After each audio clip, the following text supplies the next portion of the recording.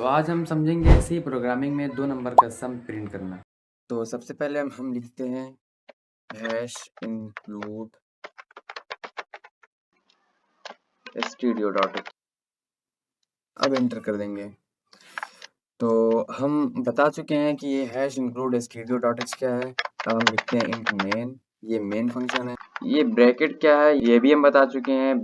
तो अब हम लिखते हैं डेटा टाइप। डेटा टाइप हमारा है इंटीजर और वेरिएबल लेते हैं a, b, सम। तो इंट क्या है? इंट एक डेटा टाइप है। ए वेरिएबल है, बी वेरिएबल है और सम वेरिएबल है। यहाँ पे हम 3 वेरिएबल लिए हैं।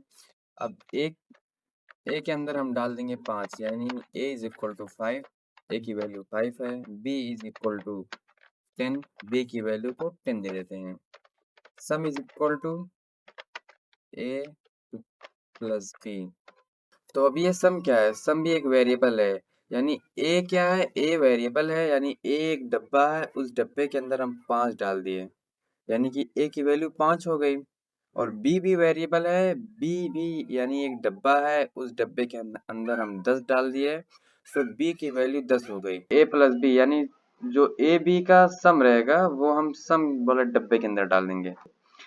ए वेरिएबल है, बी वेरिएबल है और सम वेरिएबल है, तो इस तीनों को हम एक डब्बा मान के चलते हैं। ए प्लस बी हम लिख लिए, सम is equal two percent D. ये परसेंट डी क्या है? कॉमा सम। हम बता देंगे क्या है परसेंट डी। अब हम लिखेंगे रिटर्न 0।